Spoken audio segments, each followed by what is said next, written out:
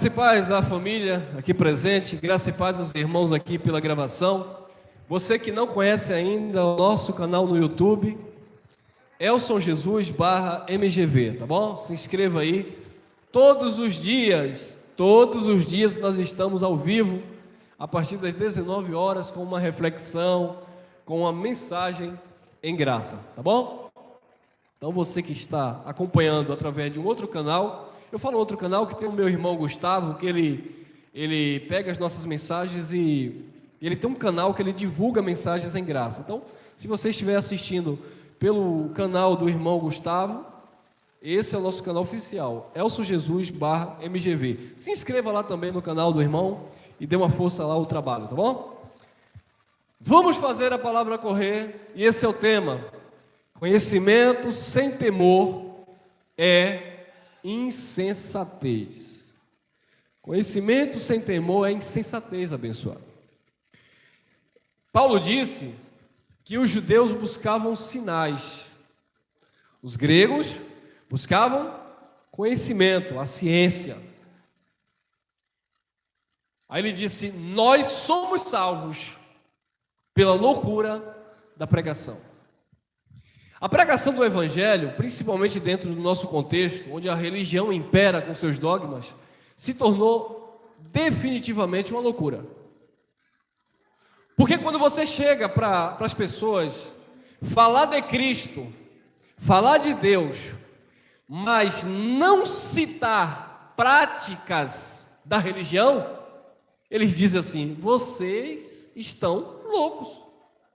Porque quando você vai falar de Deus e você diz assim: queridos, o batismo nas águas era transitório, era um batismo transitório, ia passar, era só para os judeus. A água não tira pecado de ninguém, era uma prática religiosa no judaísmo, que a igreja continuou a praticar. Bem como a Páscoa dos judeus, o comer o pão e o beber o vinho, que não era suco, era o vinho mesmo. Era uma prática lá dentro do judaísmo. Quando você vai pregar Cristo hoje, falar de Cristo, eles dizem assim: você está louco? Que igreja é essa que não batiza nas águas? E aí você vai e mostra, olha o que Jesus disse. Atos dos Apóstolos, capítulo 1, versículo 5. Jesus disse: vocês foram batizados por João em águas, mas agora sereis batizados com o Espírito.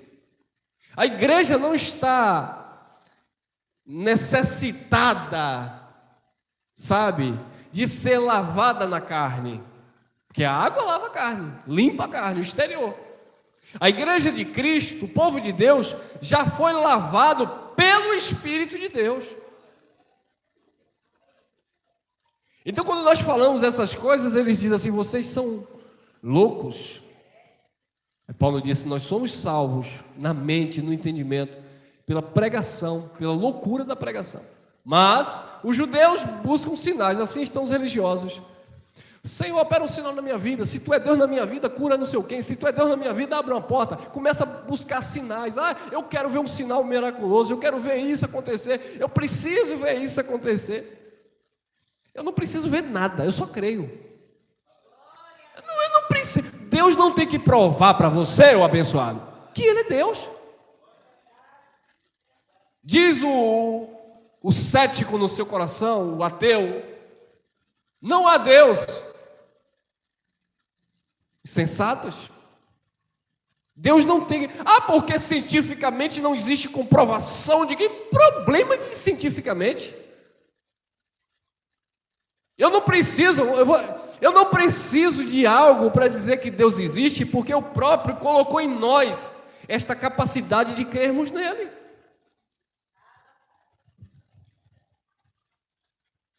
Mas não basta ter o conhecimento, tem que ter temor de Deus. O problema, disse o apóstolo Paulo, a ciência incha, o amor edifica. Então, por mais que as pessoas queiram conhecer Deus através da ciência, da filosofia, você vai começar a se inchar. Não, porque isso, porque... Mas o amor, ele edifica. Conhecimento sem temor de Deus é insensatez, é loucura, é desequilíbrio. Olha lá, Gálatas capítulo 3, versículo 1. Ó insensatos Gálatas, quem vos fascinou? A palavra fascinou aqui, ou fascinar, é enfeitiçou. Quem vos fascinou, ou quem vos enfeitiçou? Quem foi que enfeitiçou vocês? É isso que Paulo estava perguntando aqui. Paulo estava dizendo, ó insensatos, ou seja, loucos, desequilibrados. O interessante é que esse povo, essa comunidade aqui, ela nasceu em graça. Paulo apresentou Cristo ressuscitado para eles, mas quando Paulo saía, vinha outros e traziam outro tipo de ensinamento. Tanto é que no capítulo 2 dessa carta, Paulo repreende a Pedro na presença de todos, porque Pedro estava agindo dissimuladamente. E Paulo chama a atenção na presença de todos e diz: Pedro, você não está agindo conforme a verdade do Evangelho. O Evangelho contém uma verdade, e você não está agindo conforme a verdade do Evangelho. Imagine, abençoado, Paulo falando isso para Pedro. Quem foi Pedro? O primeiro apóstolo de Jesus, aquele que Jesus de Nazaré confiou as chaves do reino, aquele que tinha a palavra do reino. Tu és Pedro, ou Petros, fragmentos de pedra, pedritas. Ele diz: esse eu te dou as chaves da igreja. Pedro tinha aquela chave, a palavra do reino. Mas Pedro não era a pedra angular. Pedro não era a pedra principal. Aí Jesus disse: sobre esta pedra, falando dele, edificarei a minha, não é a igreja de Pedro. É porque Pedro foi o primeiro apóstolo, o primeiro papa, então o papa tem a igreja dele. Tu és Pedro, pedrita, fragmentos de pedra, você é pequeno. Sobre esta pedra edificarei a minha igreja, e as portas do inferno, que no original é Sheol, ou sepultura, morte eterna, ou morte adeana, não prevalecerá contra ela. E diz João, porque nós passamos da morte para a vida. O próprio Pedro, reconhecendo isso, ele diz assim: a pedra principal de esquina que os edificadores rejeitaram, tropeçando na palavra, ela se tornou pedra de escândalo para eles. Pedro reconhece que ele não era a pedra onde a igreja foi edificada, ele era pedra viva na edificação de Deus, amém? Então aqui na carta aos Gálatas, voltando a falar da questão de Pedro, no capítulo 2, Paulo resiste a Pedro na presença de todos, porque Pedro estava agindo dissimuladamente. Aí Paulo disse: mas Pedro, como que tu, sendo judeu, não vive como judeus e quer obrigar os gentios a viver como judeus? E ele disse: olha, se eu torno a edificar aquilo que por mim mesmo foi derribado, constituo a mim mesmo como transgressor. Ou seja, Pedro estava querendo ressuscitar a lei de Moisés, com as suas práticas religiosas, onde o judeu não podia se assentar com o gentil para ter uma confraternização, uma comunhão. E Paulo, ele ministrou graça para esta igreja, e quando ele saía, alguns chegavam e inquietavam. No capítulo 1, no versículo 6 e 7, Paulo disse: vocês foram recriados em graça, vocês receberam a graça de Cristo. Quem foi que trouxe para vocês perturbação? Quem é que está inquietando vocês aí, anunciando outro evangelho? Eu estou admirado, eu estou perplexo, que tão depressa vocês deixaram aquele que chamou na graça e estão passando agora para outro evangelho. Aí Paulo corrige: o qual não é outro evangelho, mas há alguns no meio de vocês que estão transtornando a palavra de Deus. E aí ele brada no capítulo 3: ó insensatos, loucos, vocês estão agindo loucamente. O sistema religioso está agindo loucamente quando eles dizem: eu vou no monte buscar o Espírito Santo. Insensatos. O sistema religioso age loucamente quando eles saem de suas casas e vão para os templos luxuosos e dizem assim: eu estou na casa de Deus. Insensatos, loucos, desequilibrados, a verdade é essa. Me desculpe, é duro, mas é verdade. E eu estava assim. Todos nós aqui, você que me acompanha também. Mas a religião não quer que você descubra essas verdades. Porque uma vez que você conhece essas verdades, verdadeiramente você é livre. Aí Paulo disse: para a liberdade que ele vos libertou, permaneça, pois, firme na liberdade que é em Cristo Jesus. E não vos torneis a colocar de novo debaixo de um jugo de servidão. Os Gálatas estavam voltando a um jugo de escravidão ou de servidão. Não adiantou ter conhecimento da graça de Deus, porque eles estavam agindo sem temor, loucamente. Quem vos fascinou, quem vos enfeitiçou para não obedecerdes à verdade, a vós perante os olhos de quem Jesus Cristo foi evidenciado crucificado entre vós? E no contexto ele vai continuar falando, eu não coloquei aqui. Ele vai dizer: recebestes o Espírito pelas obras da lei ou pela pregação da fé? Pela pregação da fé. Será vós tão insensatos que, tendo começado pelo Espírito, vocês estão acabando agora pela carne? O que é que a religião faz? Você mundano, venha para Jesus, aceita Jesus. Você está agindo aí na carne, porque você aí começa a julgar, fazer um pré-julgamento segundo as obras carnais. Você que está aí bebendo, você que está aí fumando, você que está aí se prostituindo, venha para Jesus, você é um carnal. Interessante que Paulo chama de carnal aqueles que não tinham entendimento da palavra de Deus e não se submetiam a ela. É claro que as obras da carne não agradam a Deus, independente de religião que você pratica. Um mal que você faz ao seu próprio corpo e pode posteriormente fazer mal a alguém, nunca vai ser do agrado do Pai. Mas não é isso que a palavra de Deus trata. E eles estavam agindo como loucos.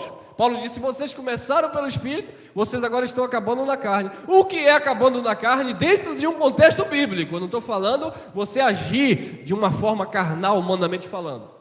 Se eu me irar, a ira é um sentimento carnal. A inveja, o ciúme, isso são sentimentos carnais que todo ser humano carrega. Ele desenvolve ou não. E a palavra, ela vai te educar para você ter um equilíbrio, um domínio próprio para segurar a onda aí. Porque se você deixar esse leão brabo gritar em você, esse é o teu verdadeiro inimigo.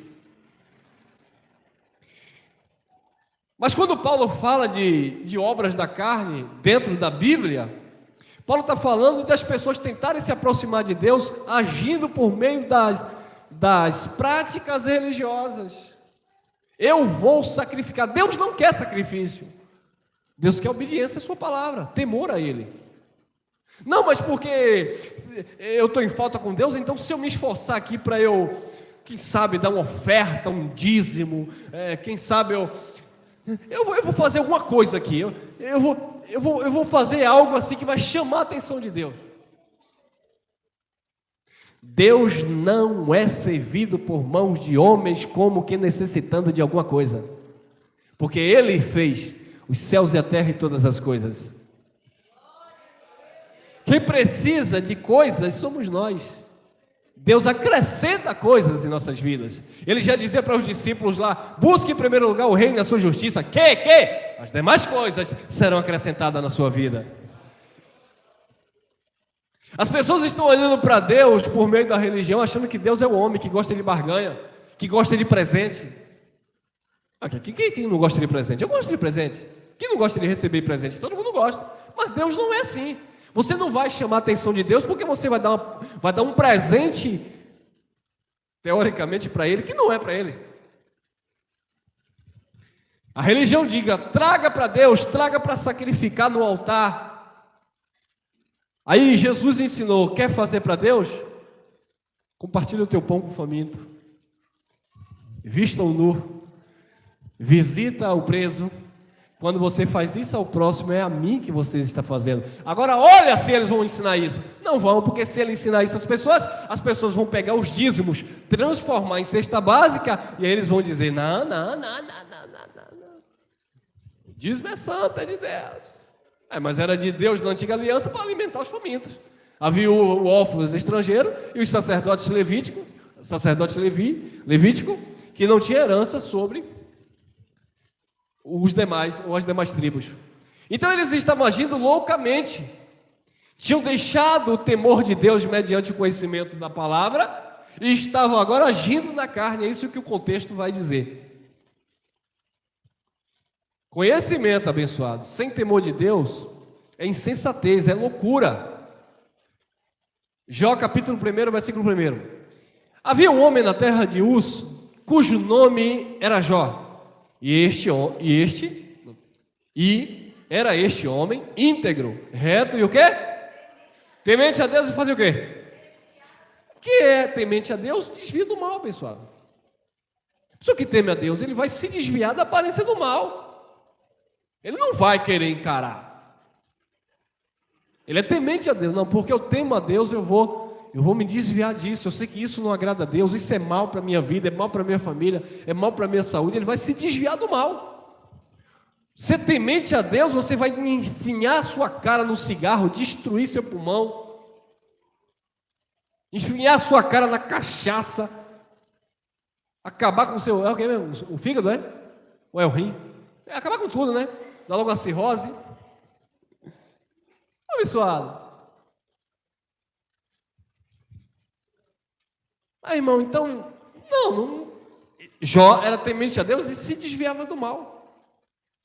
Mas não significa porque você vai se desviar do mal, que não haverá situações complicadas na sua vida. Não. Você já foi habilitado, capacitado por Deus, e quando você teme, você se desvia do mal. Mas se desviar do mal não é ausência do mal. Se você vai se desviar do mal, então o mal vai estar presente.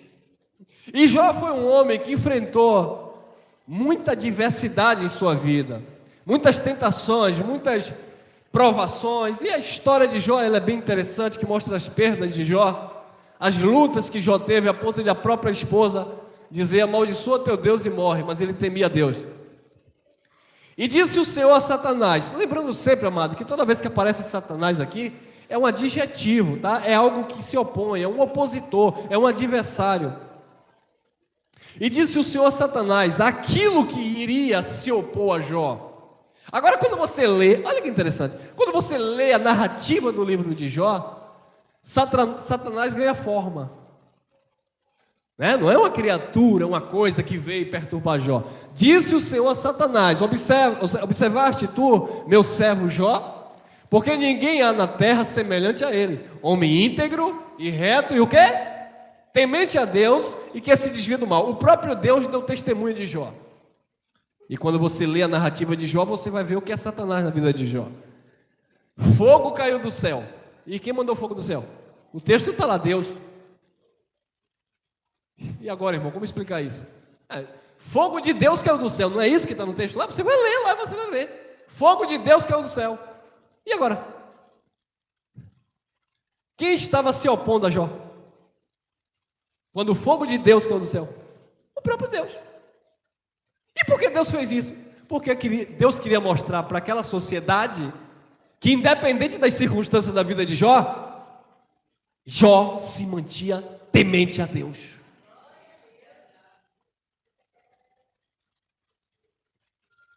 Não, irmão, mas é porque... Não tem nada por quê, mano. Fogo de Deus caiu do céu. Se Deus não quisesse, não caía fogo dele do céu.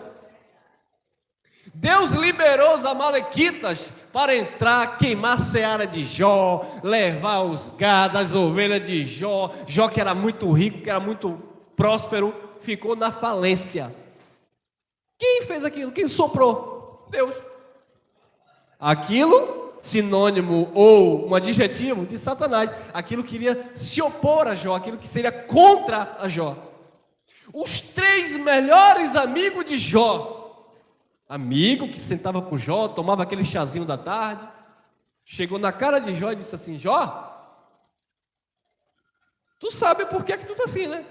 Jó disse: não, isso é pecado, você está em pecado. O quê? O amigo que deveria dizer: meu filho, tu está passando por esse momento difícil, ih rapaz, estamos juntos, estamos aí. Pelo contrário, os melhores amigos de Jó se tornaram Satanás, adversários de Jó. E aí, pessoal, para você entender que confiar só em Papai do Céu,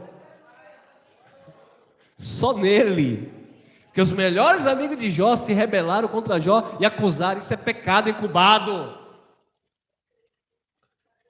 Jó, o homem temente a Deus, que se desviava do mal, ia sacrificar pelos filhos, porque os filhos estavam lá na orgia, na carnalidade, nos banquetes, e Jó estava lá: Senhor, tem misericórdia, eu sacrifico isso aqui por esse, eu sacrifico isso aqui por esse. Só que Deus, não tem como barganhar com Deus não, abençoado. Você está pensando que Deus ia se vender para Jó? Porque Jó estava ali sacrificando a pombinha, o carneiro. Nada disso. Deus ia usar Jó como um exemplo de um homem que temia, independente das circunstâncias. Tem uma música que diz aí, né? Se Deus fizer, Ele é Deus. Se não fizer, Ele é Deus. Cantado da boca para fora é muito fácil, eu quero ver na hora. Cantar é fácil. Deus fizer, Ele é Deus. Deus não fizer, Ele é Deus. Vamos ver na prova dos 9? Mas eu acredito que vocês já passaram por situações que isso teve valor. Eu já passei. E não tenho um pingo de medo. Já passei, irmão. Já passei. Não se engane com a minha beleza, não. Com a minha juventude, não, tá? Já passei os perrengues da vida. Mas eu nunca deixei de confiar em Deus. Já passei, irmão, já passei. Passei de não ver ninguém, só o Pai, só a graça.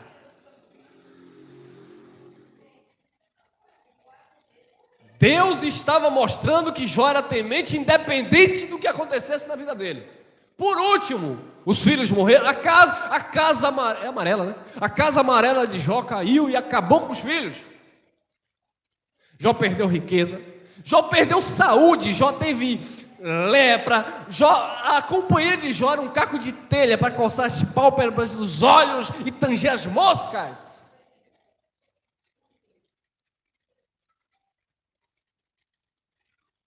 Jó secou a ponto dele mesmo narrar que a pele colava nos seus ossos, seus olhos amarelados,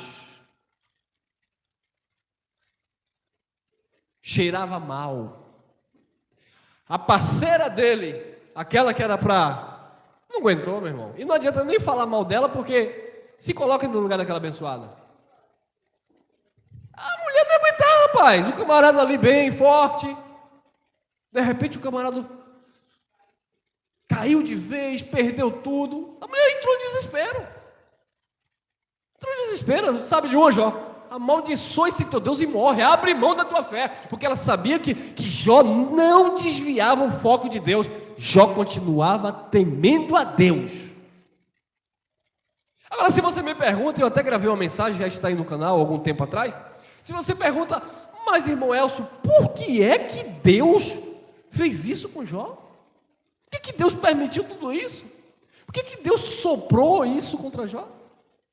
Deus queria tratar algo com Jó. Não estou dizendo que Ele vai ter que fazer com todo mundo. Há casos e casos. E o próprio Jó revela o que estava no seu coração. Está lá, não coloquei aqui não, está lá no capítulo 3, versículo 24 ao 26. Jó disse assim, o tema da mensagem que está aqui é o maior Satanás da vida de Jó. Medo. O maior Satanás da vida de Jó. O maior inimigo, o maior adversário da vida de Jó, medo. Capítulo 3, no versículo 24 ao 26, Jó disse assim: o que eu temia me sobreveio. O que eu temia, o que eu tinha medo. O que eu receava me aconteceu. Aí ele declara, está na Bíblia aí, procura aí. Jó 3, 24 ao 26. O que eu receava me aconteceu. Aí ele declara: nunca estive sossegado. Jó tinha 10 filhos belos? Tinha. Jó tinha mansão? Tinha. Jó tinha fazendas e mais fazendas de camelo e gado? Tinha. Jó tinha uma esposa que estava com ele, uma família sólida? Tinha. Jó tinha sabedoria? Tinha. Jó tinha amigos? Tinha. Jó temia Deus? Temia. Mas ele nunca esteve sossegado, porque aqui na mente dele, no coração dele, havia um complexo, um medo, uma insegurança. Jó tinha medo de perder os filhos, por isso ele sacrificava pelos filhos. Jó tinha medo de perder a sua casa, por isso a casa caiu. Jó tinha medo de perder as suas riquezas e seu gado, por isso que os amalequitas entrou, carregou tudo. Jó tinha medo de perder a saúde, ficou doente. O Satanás da vida de Jó, a ação do próprio Deus para curar Jó e depois mostrar que ele continuava temendo a Deus. Conhecimento sem temor é insensatez, é loucura. E Jó tinha conhecimento que tudo isso quem fazia na vida dele era Deus. A mulher disse: amaldiçoa esse teu Deus e morre. Ele disse: como uma louca, como uma insensata tu fala. Receba o bem do Senhor e não o mal. Nu saí do ventre da minha mãe, nasci sem nada, nu voltarei para lá. Louvado, engrandecido seja o nome do Senhor. Em tudo, Jó não atribuiu falta alguma a Deus. A religião hoje, por muito pouco, está dizendo: Deus não me dá, Deus é ruim. Mas eu orei, mas eu pedi, mas eu sacrifiquei, mas eu jejuei. E por que Deus não me dá? Ah, meu irmão, Deus não gira em torno da sua vida. É você que tem que temer a Ele. Você não merecia nem o ar que você respira. Eu lembro que, aquilo que eu falei, quem tem experiência conta. Eu lembro que eu fui em Sete Portas, nós reunimos uns irmãos lá em Sete Portas, e todo sábado eu pegava minha motoca velha, e de uma dessas eu vim de lá para cá um dia de sábado, e aí terminou a reunião lá em Sete Portas, e aí eu vinha, e louvando, aquela coisa toda, e tal, do nada, meu irmão, do nada um camarada lá, do nada modo de falar, né? O camarada estava na paralela, e aí ele inventou de entrar ali na Marginal, sentido Bairro da Paz, e aí quando ele jogou de vez, não teve jeito. O camarada está na minha frente, joga de vez a quase 80 por hora, o CP no fundo, sai voando. Procurei, cadê? Eu lembro como hoje, eu estava usando um sapato que o meu irmão Cunha me deu, um sapato social bonito, sapato abrindo sapato para um lado, capacete para outro, baú da mala para outro, moto para outro e o irmão Elcio para outro. Eu parei lá no canto, levantei, bati a mão assim na cabeça, o capacete já estava no chão. Estou bem, estou lúcido, tá tranquilo? Olhei, sem chinelo.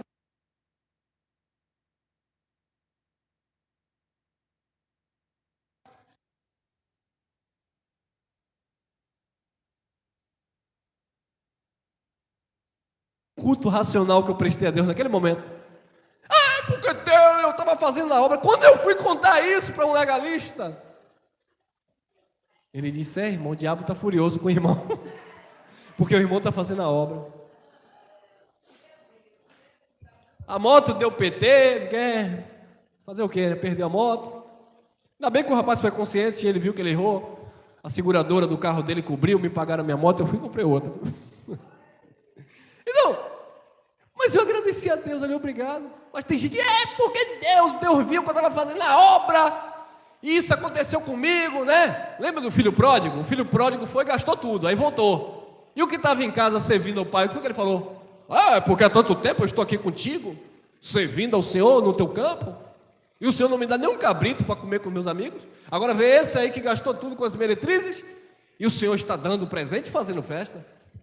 Aí a parábola diz, o Senhor da parábola diz: meu filho, tu estás sempre comigo, tudo o que é meu é de quem? É seu. Tudo que é meu é seu. Tudo que é de Deus é meu. A minha vida é de Deus. O dia de eu partir é de Deus. Se acontecer um acidente na minha vida, Permissão de Deus. Se eu estou dando risada, permissão de Deus. Eu tenho uma consciência que na minha vida quem age é Deus. E Jó não atribuiu falta alguma a Deus. Ah, mas eu perdi isso, eu perdi aquilo. Perdão não, irmão, foi livramento. Engraçado que eu fui falar um outro. Ah, sim! Aí os irmãos, liguei aqui, acionei os irmãos aqui, aí eu liguei para um irmão aqui no portão, o irmão pegou a caminhonete, foi me buscar, jogou o resto da moto em cima, e aí deixaram a moto lá em cima no Parque São Paulo, e eu todo manchado de sangue, todo arrebentado. Vamos para o hospital, e fomos para o hospital, e não tinha especialista, mandaram ir para outro, para ver se tinha fraturado alguma coisa, e aí nós fomos para outro hospital, e isso já quase 1h da manhã, deu 2h da manhã, me liberaram, eu tomei um analamachúria, analgésico, hein? Analgésico, atrapalhou aqui. Aí, abençoado, eu falei, tem que falar uma língua estranha, né? O sistema religioso, quando ele erra alguma coisa, ele vai ler um versículo, ele erra, ele emenda logo com a língua do anjo, tá? Eu lembro que eu estava em um lugar que a abençoada começava a cantar, quando ela errava a letra. Errou a letra, abençoado. Para e deixa os outros cantando. Você errou. Aí inventar de... E aí eu cheguei em casa quase 2h da manhã. No outro dia eu estava aqui, ó, de sandália, não estava podendo calçar sapato, o pé estava inchado. Estava aqui reunindo os irmãos e falando da graça de Deus. Glória a Deus. Então, queridos, Jó era temente a Deus e se desviava do mal. Jó tinha conhecimento de Deus, mas ele tinha um principal, temor de Deus. Olha lá, Jó 28:28. E disse ao homem: eis que o temor do Senhor é o quê? A sabedoria. E o apartar-se do mal é o entendimento. O temor do Senhor é a sabedoria. Você pode conhecer Bíblia capa a capa, você pode ser teólogo, doutor em divindade, o que você quiser ser. Se não tem temor de Deus, já era. Já era. E quando você tem temor de Deus, você vela pela verdade. Eu fazia parte de um sistema religioso que eles ensinavam que não precisava batizar nas águas, como nós ensinamos, mostramos aqui na Bíblia. Passou um tempo, eles disseram assim: vamos batizar nas águas. Aí eu perguntei por quê. Há 3 anos vocês não batizam nas águas, porque nós aprendemos que o batismo que impera na igreja é do Espírito. Dizia pregar graça. Mas nós vamos batizar porque o povo está questionando, então é melhor batizar, mesmo a gente sabendo que não faz sentido, para não perder membro. Não tinha jejum, depois começou a inventar de fazer o jejum dos ministros, e eu fiquei de olho. Dízimo sempre teve, né? Ninguém é besta. E eu lembro que quando eu comecei ministrando o Evangelho da Graça, e aí eles souberam que nós não dávamos a chamada Páscoa, nós não pegávamos dízimo, não batizávamos nas águas. E aí uma pessoa chegou para eles e questionou assim: você sabia que o irmão Elcio está ensinando que não existe Santa Ceia na Bíblia? Isso é Páscoa dos judeus, por que vocês não falaram isso para a gente? Aí a pessoa chegou para ele e disse assim: é claro que eu sei, isso não é novidade. É claro que isso não existe na Bíblia, não é Santa Ceia, é Páscoa dos judeus. Aí o irmão perguntou: e por que vocês continuam dando? Se a gente não der, os irmãos vão achar que é heresia. Então, deixa a tradição permanecer, porque o povo está tudo enganado mesmo. Pessoal, quiser sentar, quiser ouvir uma palavra, quiser acompanhar o canal, acompanha. Mas nós vamos falar as verdades dentro dos seus contextos. Não tem óleo ungido, que foi para aquele povo, não tem dízimo, não tem batismo em água, que foi transitório. A lei de Moisés acabou na cruz. Estamos vivendo a plenitude da graça, onde não existe mais judeus e gentio, porque todos nós formamos a família, um só corpo de Deus.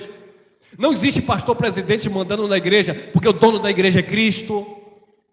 Não existe aqui hierarquia religiosa e espiritual, porque todos nós somos irmãos em Cristo. Ah, mas se você falar isso, porque eles querem manter a tradição religiosa.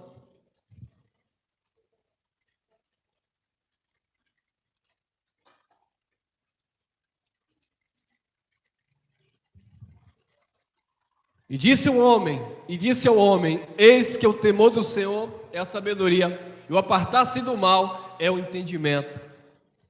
Provérbios capítulo 1, versículo 7. O temor do Senhor é o princípio do conhecimento. Os loucos insensatos desprezam a sabedoria e a instrução. Os loucos insensatos desprezam a sabedoria e a instrução. Um parente meu perguntou assim: Elson, eu dou dízimo, mas eu preciso continuar dando dízimo, é necessário? Eu falei, vem cá. Aí eu peguei a Bíblia, mostrei, ensinei, falei, não. Se você quiser cooperar voluntariamente, ajudar a comunidade que você faz parte, ok, nada mais justo, você está lá, está se servindo, ajuda. Agora, dízimo, você pegar 10% do seu salário, né?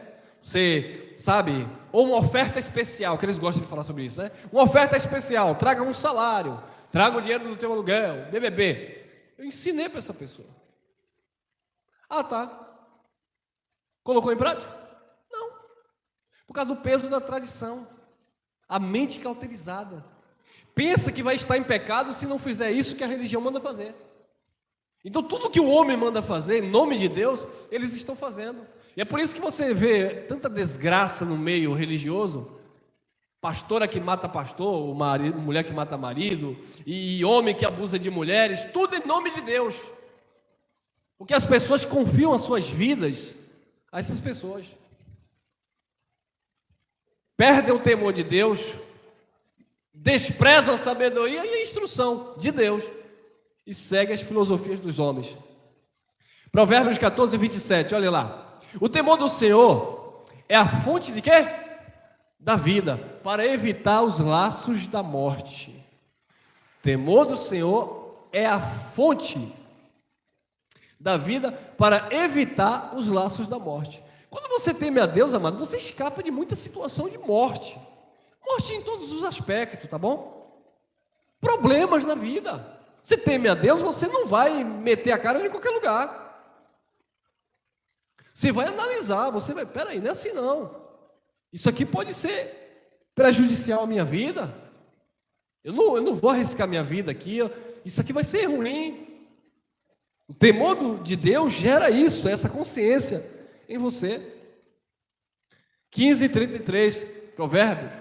O temor do Senhor é a instrução da sabedoria, e a humildade procede a honra. Deus, ele abate os soberbos, mas ele dá graça aos humildes. Aquele que é soberbo, prepotente, age como um louco. Sabe? Não, porque tem que ser assim, porque é assim, porque eu faço isso, porque eu me esforço, porque eu pago o preço, porque eu... Ele não é humilde para reconhecer que na vida dele existe um Deus que age. Aí Deus abate. Mas o humilde, Deus exalta. Você vê que Paulo, no seu orgulho, ele perseguia a igreja, ele maltratava os cristãos, consentiu ali na morte de Estevão, até que um dia ele teve um encontro real com Cristo, e aí ele teve que de fato viver agora como homem humilde, e foi dado até um espinho na carne dele para que ele não se exaltasse pelas excelências das revelações. E Paulo diz, um mensageiro de Satanás, alguém que me esbofeteava, para que eu não me engrandecesse, sabe? A vaidade humana, o orgulho, a prepotência só derruba as pessoas. E às vezes você olhando de fora, você pensa que aquela pessoa só está levando vantagem. Mas no interior daquela pessoa, aquela pessoa é uma pessoa derrotada. Ela não tem prazer na vida, mas ela quer mostrar para você que ela é melhor do que você, que ela é superior a você. mas no fundo, ela é complexada.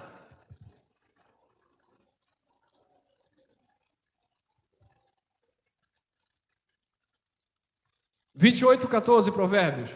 Feliz o homem que é constante no temor de Deus, mas o que endurece o coração cairá no mal. Feliz o homem que é constante no temor de Deus. Agora, aquele que endurece o coração cai no mal. Não tem jeito, abençoado. Não tem jeito. Infelizmente, eu conheço algumas pessoas que endureceram o coração e caíram no mal. Não temeram a Deus. Aí detalhe, conhecendo. Não é alguém do sistema religioso que não conhecia, que era leigo, não. Pessoas que ouviram a graça, conheceram a graça, pregavam a graça. Mas de repente aconteceu a situação na vida, perdeu o temor de Deus. Eu já pedi a Deus, Deus não resolveu, agora vai ser do meu jeito. Eu falei, vai quebrar a cara. E quebrou. Acabou a vida.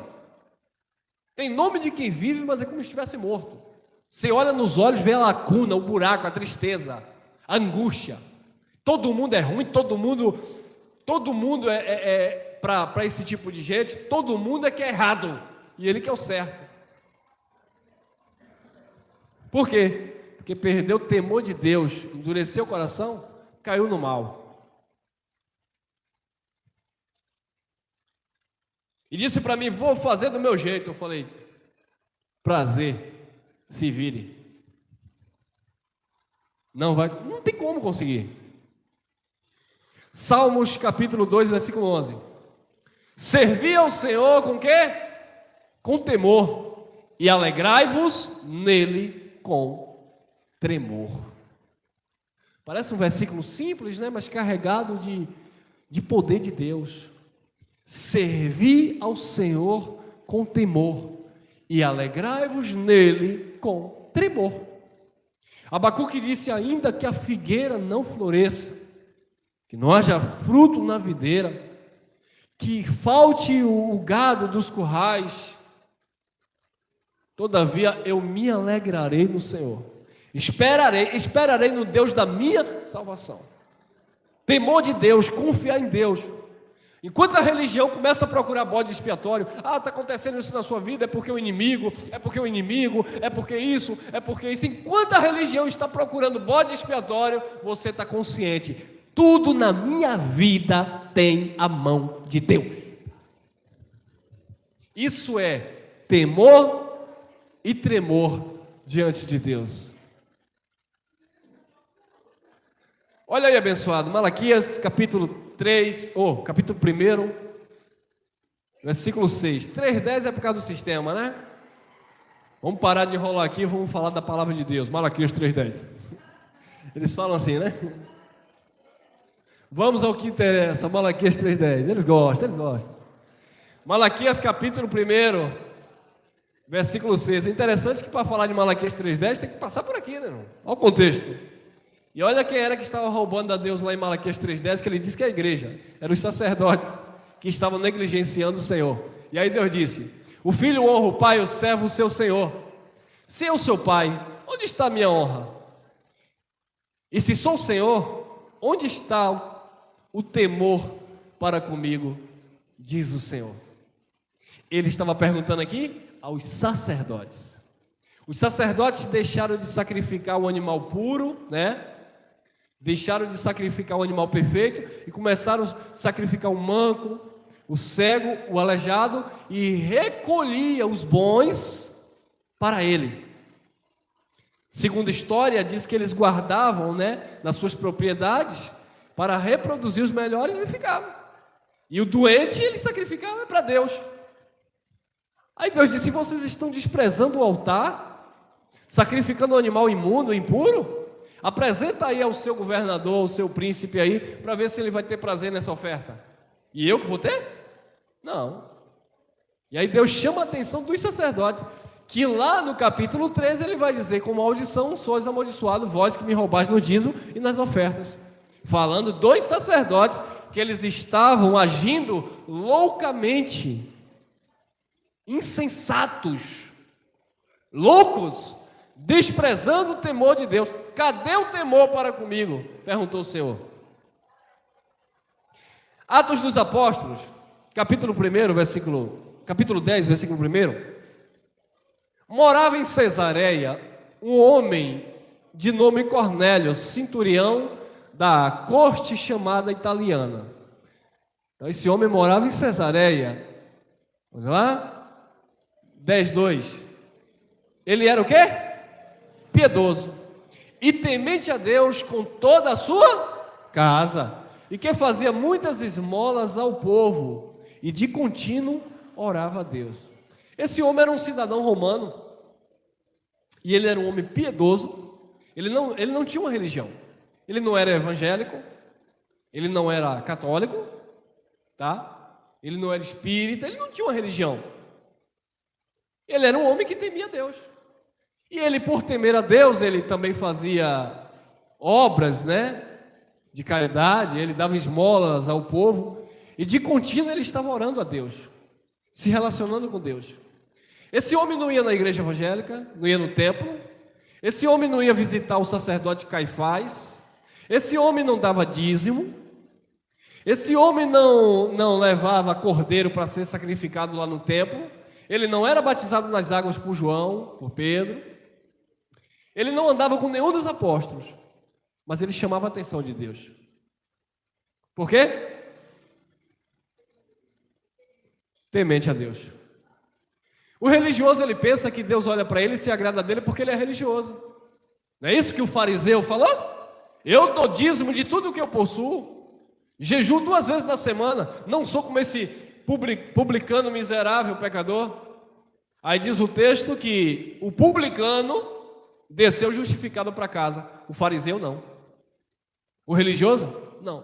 Porque o religioso batia no seu peito e orava em pé e gritava: "Ó Deus, é porque eu sou, aleluia". Você não é nada.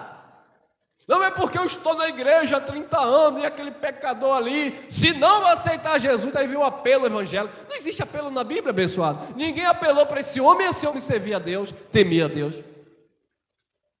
Agora, ele não tinha conhecimento, mas ele tinha temor de Deus. Ele não tinha conhecimento, mas ele tinha zelo de Deus.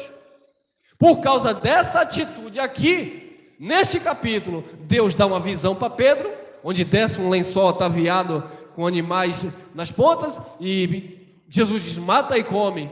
Pedro disse: "Não, de maneira nenhuma vou colocar animal imundo na minha boca". E Deus disse: "Não tornes imundo aquilo que eu purifiquei". E quando Pedro entende a revelação, de repente, homens de Jope batem na sua porta, porque Deus já tinha falado para Cornélio para mandar chamar o Pedro. E aí Pedro entende, e ele viaja, vai ter com Cornélio até Jope. E quando ele chega lá, ele encontra a família de Cornélio reunida. Piedoso, temente a Deus, com toda a sua casa, que fazia muitas esmolas ao povo e de contínuo orava a Deus. O que foi que Pedro foi fazer lá? Pedro foi trazer uma orientação. Pedro foi trazer um ensinamento. É o que nós estamos fazendo aqui. Eu não estou ensinando você a temer a Deus, porque o temor de Deus tem que estar em você. Tem que estar em você, tem que estar na tua mente. Eu não estou ensinando você a ser de Deus. Nós estamos mostrando na palavra, ensinando um conceito de Deus. Mas quem você é na sua essência. Filho de Deus não é porque é evangélico, não é porque levantou a mão e aceitou Jesus. Filho de Deus é porque é filho, porque teme a Deus. E esse era um filho de Deus. Mas Pedro, com a sua mente religiosa, quando Pedro começou a dar a palavra, diz que o Espírito Santo se manifestou e eles começaram a falar em outros idiomas que não tem nada a ver com língua de anjo. E Pedro, olhando, aí agiu religiosamente, porque Jesus não mandou batizar ninguém. Aí Pedro disse: visto que eles, como nós, receberam o Espírito, o que é que impede deles serem batizados? E aí colocou água e batizou todo mundo. Mas Jesus não mandou batizar ninguém, mandou levar a palavra. Mas esse homem, ele era temente a Deus, abençoado. Nós precisamos entender esse conceito de temor de Deus. 1 Pedro 2,17: tratai todos com honra, Amai os irmãos, temei a Deus. Honrai ao rei. Temer a Deus. O temor a Deus é o princípio da sabedoria, independente de religião. Temor a Deus. Amém? É o princípio da sabedoria.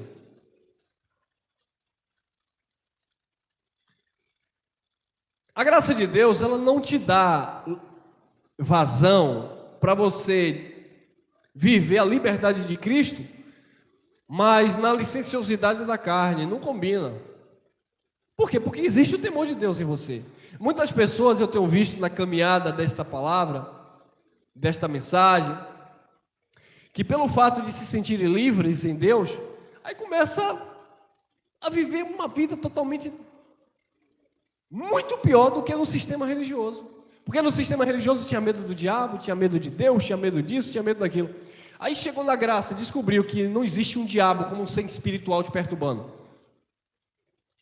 Não existe um devorador, né? Que é gafanhoto, mas o pastorzão disse que é um demônio que vai roubar suas finanças. Não existe. Todo esse misticismo religioso, esse mito. Aí ele sabe de uma? É por aqui que eu vou. Perde o temor de Deus. O temor a Deus, abençoados, ele precisa permanecer. Conhecimento sem temor é loucura. Romanos 13:7. Pagai a todos o que lhes é devido. A quem tributo? Tributo. Aí, isso aqui é temor a Deus. Como é que um crente, ele compra e ele não paga? Fala, Jeová.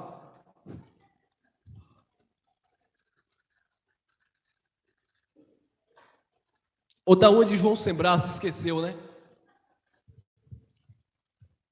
Pagai a todos. Falar nisso, minha esposa já vai pagar a irmã ali do brinco. Aqui eu entrego. Eu estou dizendo que ela vai pagar, que ela saiu de casa. Vou levar o dinheiro da irmã do brinco. Amém, irmão. É isso aí. O exemplo tem que vir de casa. Aceita o Pix, né? Né, irmã? A irmã tá chique. Pagai a todos o que lhe é devido. Pague. A quem tributo, tributo. A quem imposto, imposto. A quem temor, temor. A quem honra, honra. Pronto, pessoal. É só seguir esse padrão. E vamos ser felizes. Filipenses capítulo 2, versículo 12. Olha lá. Assim, pois, amados meus, como sempre obedecestes, não só o quê? Na minha presença, porém, muito mais agora, na minha ausência, desenvolvei a vossa salvação com quê? Com temor e tremor. O pastor Paulo estava lá? Não, mas eles continuavam obedecendo. O problema da religião, abençoado, que só quer obedecer quando o líder está perto. Eu lembro quando eu estava na religião, eu sempre gostei de chegar e ajeitar umas coisas assim e tal. Eu gostava disso. Eu chegava, ajeitava umas coisas, varria o espaço, limpava as cadeiras e tal. E aí eu lembro que tinha uns abençoados que chegavam, né? E não fazia nada. Também não precisava fazer. Só que ficava de boa. Rapaz, quando o pastor parava o carro, que colocava o pé no espaço, eu estou vendo já o abençoado aqui, ó.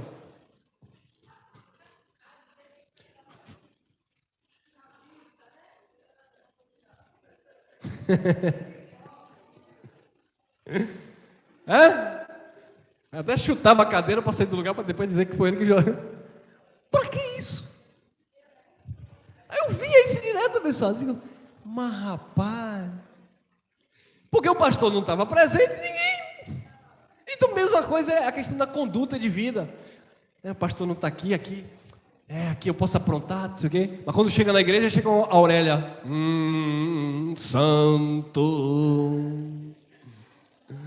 Mas na vida, no dia a dia, na vizinhança, é uma boca podre,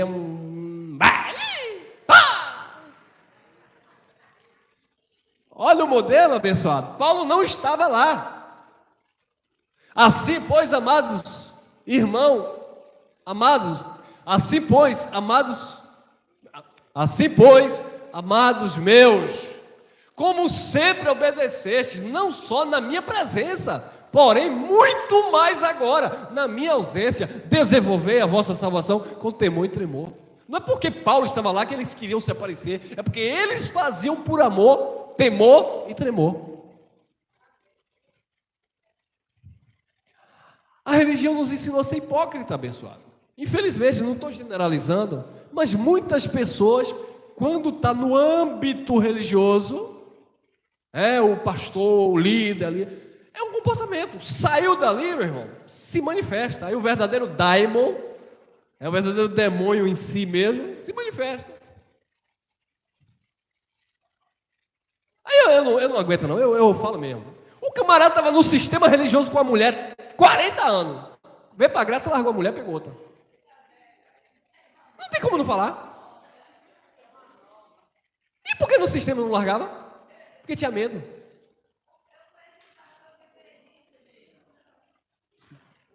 Nunca teve temor de Deus, tinha medo, sabe? Medo. Eu não vou fazer isso porque eu tenho medo. Mas não é temor, não é amor a Deus. E aqui encerramos, abençoados. Hebreus capítulo 12, versículo 28, diz assim: por isso, recebendo nós um reino inabalável, retenhamos o quê? A graça, sejamos gratos, que nós venhamos guardar esta palavra, pela qual, mediante a graça, pela qual sirvamos a Deus de modo agradável, com reverência e santo temor. Amém? Fique com essa palavra no teu coração, sendo temente a Deus, sabendo que é desta forma que nós agradamos o nosso Criador. Graça e paz e até a próxima.